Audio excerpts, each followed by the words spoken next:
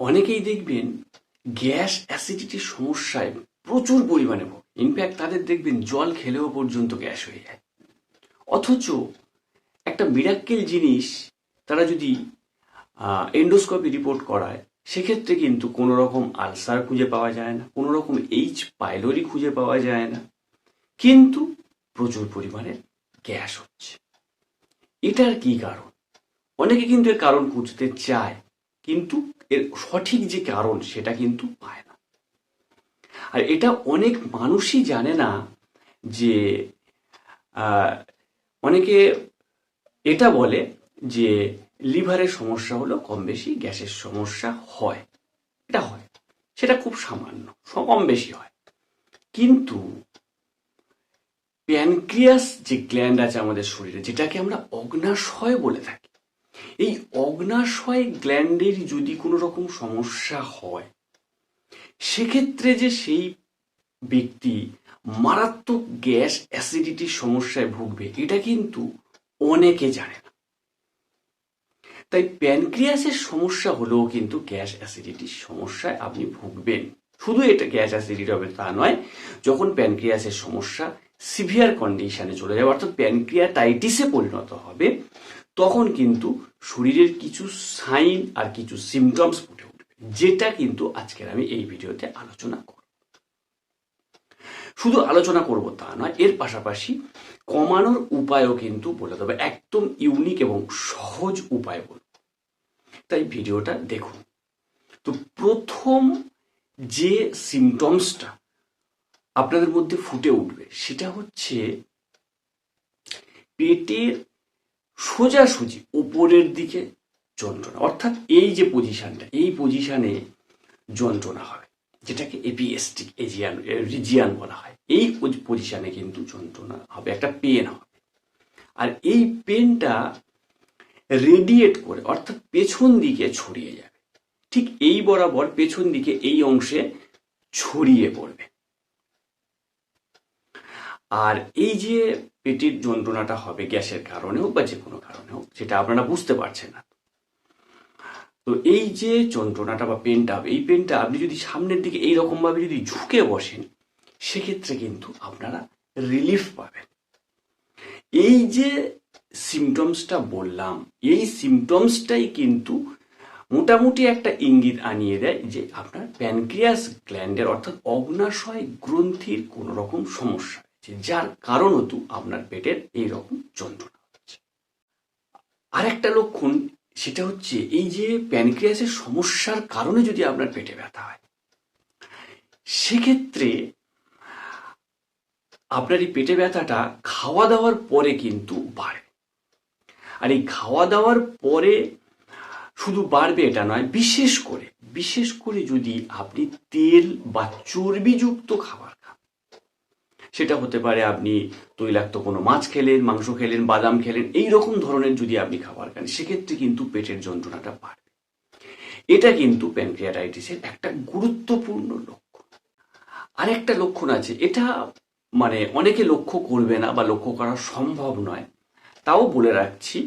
সেটা হচ্ছে যারা নর্মাল যে আমরা পায়খানা করি, এই যে স্টুলটা যারা প্যানক্রিয়াসের প্রবলেমে ভুগবে, তাদের ক্ষেত্রে স্টুলটা জলের উপরের অংশে ভেসে থাকবে, ডুবে যাবে না, ভেসে থাকবে। এইটাকে মেডিকেল টার্ম অনুযায়ী কিন্তু বলা হয় স্টেটোরিয়া। এই প্রবলেমটা হবে, তবে এটা অনেকে বুঝতে পারবে না বা অনেককে গুরুত্ব দেবে না, তাই এটা বিশেষ ইম্পর্টেন্ট সিমটমসের মধ্যে আমি ফেলছি, তবে এটা একটা সিমটমস। নেক্সট যে লক্ষণটা প্রকাশ পাবে, সেটা হচ্ছে আপনার ওজন কিন্তু হু করে কমে যাবে। আপনি সব খাবেন, সব কিছু খিদে থাকবে, সমস্ত কিছু ঠিক থাকবে, তা সত্ত্বেও কিন্তু আপনার ওজন কমতে শুরু করবে। এটা কিন্তু প্যানক্রিয়াটাইটিসের একটা বেশ ভালো লক্ষণ। নেক্সট যে লক্ষণটা প্রকাশ পাবে, সেটা সবাই জানে, তাও বলে দিচ্ছি। দেখবেন আপনি এতদিন পর্যন্ত আপনার ডায়াবেটিস নেই, সুগার নেই, কিচ্ছু নেই, কিন্তু যখন এই সমস্ত সিমটমসগুলো আপনার মধ্যে ফুটে উঠবে, তখন দেখবেন এর পাশাপাশি হঠাৎ করে আপনার ডায়াবেটিস ধরা পড়বে। এই লক্ষণটা কিন্তু আপনারা পাবেন। আর এর কারণ আছে, কারণ প্যানক্রিয়াস গ্ল্যান্ডে কি সিক্রেশন হয়? ইনসুলিন, যে আমাদের শরীরের সুগার লেভেলকে কন্ট্রোল করে। তাহলে প্যানক্রিয়াস গ্রন্থির যদি প্রবলেম হয়, সেক্ষেত্রে ডায়াবেটিস হওয়াটা স্বাভাবিক ব্যাপার, এটা আপনাদের কিন্তু ধরা পড়বে। এর পাশাপাশি চোখ এবং ত্বক যা চামড়া সেটা কিন্তু একটু হলুদ মতো হয়ে যাবে, যেটা জন্ডিস হলে অনেকটা লক্ষ্য করা যায়, এই রকম ধরনের হয়। তো সেক্ষেত্রে প্রথমেই আমরা সবাই ভাবি জন্ডিস, কিন্তু যখন লিভার ফাংশন টেস্ট করলেন তখন দেখলেন যে লিভার ঠিক আছে, তাহলে তো জন্ডিস নয়। তাহলে হলুদ হচ্ছে কেন? এর কারণ হচ্ছে যদি প্যানক্রিয়াস গ্ল্যান্ডের হেড অংশটার কোনো রকম সমস্যা হয়, অথবা বাইল ডাক্ট যদি কোনো রকম ব্লক হয়ে যায়, বাইল ডাক্ট যেখান থেকে যে নালী থেকে পিত্তটা ক্ষরণ হয়ে আমাদের শরীরে খাদ্যের সঙ্গে মিশছে, সেই নালীর মধ্যে যদি কোনো রকম ব্লক হয়ে যায়, তখন কিন্তু এই চোখ অথবা এবং ত্বক হলুদ রঙের একটা হলদেটে ভাব চলে আসে।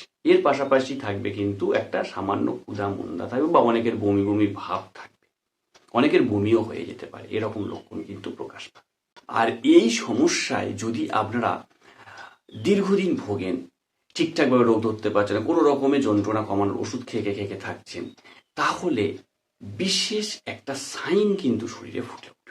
সেই সাইনটা বলে দিচ্ছি, প্লাস ছবি দিয়ে দেবো, ছবিতে দেখলে সব থেকে ভালো বুঝতে পারবেন। সেটা হচ্ছে নাভির কাছে অথবা পেটের একটা সাইড বরাবর দেখবেন নাভির চারপাশে অথবা পেটের একটা সাইডে নীলাভ একটা আবরণ তৈরি হয়েছে, যেটাকে কুলেন সাইন বলা হয়। এই সাইনটা কিন্তু যখন কোনো ব্যক্তি সিভিয়ার প্যানক্রিয়াটাইটিসে আক্রান্ত হবে, অর্থাৎ প্যানক্রিয়াস গ্ল্যান্ডের খুব বিশাল কিছু ধরন প্রবলেম হবে, তখন কিন্তু এই সাইনটা শরীরে দেখা যায়। এই সাইন মানে চোখ বন্ধ করে আপনি ভেবে নিতে পারেন আপনার প্যানক্রিয়াসের সমস্যা হয়েছে, ইমিডিয়েট চিকিৎসা নিতে হবে। তো সেক্ষেত্রে সরাসরি আমার সঙ্গে যোগাযোগ করতে পারেন, অথবা আপনার নিকটবর্তী যে কোনো ডাক্তারের সঙ্গে যোগাযোগ করতে পারেন। এর পাশাপাশি আপনার শরীরে ভিটামিনের ডেফিসিয়েন্সি চলে, বিশেষ করে ADE-K, এই 4টে ভিটামিনের ডেফিসিয়েন্সি মানে অভাব লক্ষ্য করা যাবে। এর পাশাপাশি আপনি সবসময় দুর্বলতা অনুভব করেন, শরীর যেন সবসময় দুর্বল দুর্বল হয়ে আছে, এই রকম ভাব কিন্তু আপনি বুঝতে পারবেন। তো এই তো গেল কয়েকটা লক্ষণ। আর প্যানক্রিয়াসের প্রবলেম যদি হয়, এই লক্ষণগুলো আপনার মধ্যে আসতে বাধ্য। তো লক্ষণ তো জানলে, এবার চলে আসি কিছু ইউনিক উপায়। তো সেই উপায়গুলো কি কি, যেটা অবলম্বন করলে আপনারা এই সমস্যা থেকে সুরাহা পাবেন। তবে হ্যাঁ, এক্ষেত্রে শুরুতেই বলে দিই, শুধুমাত্র যে উপায় অবলম্বন করলেই এটা সেরে যাবে এমনটা কিন্তু নয়। এর পাশাপাশি মেডিসিনাল সাপোর্টও নিতে হবে, সেটা আপনার যেখান থেকে খুশি নিতে পারেন। তো আর একটা কথা বলি, প্যানক্রিয়াসের যে পেটের যন্ত্রণা, এটা কিন্তু খুব সিভিয়ার, মানে এমন হবে মানুষ একটা পশুর মতো ছটকাবে, এইরকম লেভেলের যন্ত্রণা হবে কিন্তু। আর এর প্রথম এবং সব থেকে সহজ যে ঘরোয়া উপায়, সেটা কি জানেন? সেটা হচ্ছে সকালে খালি পেটে 1 গ্লাস গরম জলের সঙ্গে 1 চিমটে হলুদ মাখিয়ে নিয়ে ওটাকে ভালো করে ব্লেন্ড করে খেয়ে নিন। সব থেকে সহজ এবং খুব কার্যকর একটা উপায় কিন্তু। এর কারণটা আর বলছি না, কারণ হলুদের মধ্যে অ্যান্টি ইনফ্লামেটরি গুণ থাকে, সেটা সবাই জানে, আর গরম জল কত উপকার করে সেটাও সবাই জানে। তো এটা হচ্ছে ফার্স্ট আপনাদের করতেই হবে। এর পাশাপাশি দুপুরে আর সকালে এই দুটো টাইমে কিন্তু পাকা পেঁপে খেতে হবে। পাকা পেঁপে কিন্তু এক্ষেত্রে খুব ভালো কাজ করে। চেষ্টা আরো ভালো হয় যদি চেষ্টা করেন, কারো যদি পেঁপে গাছ থাকে, সেই গাছে পাকা পেঁপে যদি খেতে পারে, আরো ভালো রেজাল্ট পাবে। আর আরেকটা যেটা উপায় সেটা বলবো, সেটাও খুব সহজ। সেটা হচ্ছে জোয়ান কিনে নেবে, জোয়ানের সঙ্গে কালো লবণ যেটা আমরা বলে থাকি, সেই কালো লবণ গুঁড়ো করে ভালো করে জোয়ানের সঙ্গে মিশিয়ে নেবেন। মিশিয়ে নিয়ে খাওয়ার পরে যতবারই খাবেন, যা কিছু খান না কেন, তারপরে কিছুটা পরিমাণের ওই লবণ এবং জোয়ান মাখানো, জোয়ানের সঙ্গে লবণ মাখানো যে রেমিডিটা তৈরি করেছেন, সেটাকে খেয়ে নেবেন।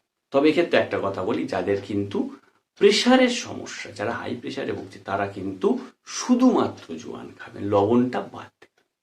আর যাদের প্রেশারের প্রবলেম নেই, তারা যেমনভাবে বলেছি তেমনভাবে খেলেই হবে।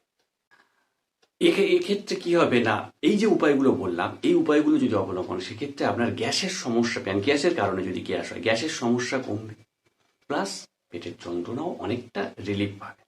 তবে হ্যাঁ, এর পাশাপাশি তেলে ভাজা জাতীয় খাবার খেতে পারবেন না, ফাস্ট ফুড জাতীয় খাবার খেতে পারবেন না।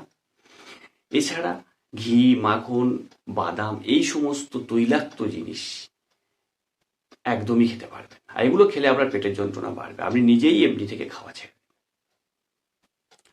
আর নর্মাল যে খাওয়ার কথা যদি বলি, সেক্ষেত্রে দিনে অনেকবার খান, কিন্তু অল্প অল্প অল্প অল্প করে খান, তা না হলে শরীর কিন্তু উইক হয়ে পড়বে। তো এই তো গেল আজকের ভিডিওর টপিক। তো ওকে বন্ধুরা, ভিডিওটা আশা করি আপনাদের ভালো লাগবে, কারণ সবাই অনেক রকম জ্ঞান সম্পর্কে বলে, গ্যাস অ্যাসিডিটি সম্পর্কে, কিন্তু আমি খুব কম জায়গায় দেখেছি প্যানক্রিয়াসের কারণে যে সিভিয়ার একটা গ্যাসের সমস্যা হতে পারে, এটা কিন্তু খুব একটা কেউ বলে। তাই আমি নতুন কিছু বললাম।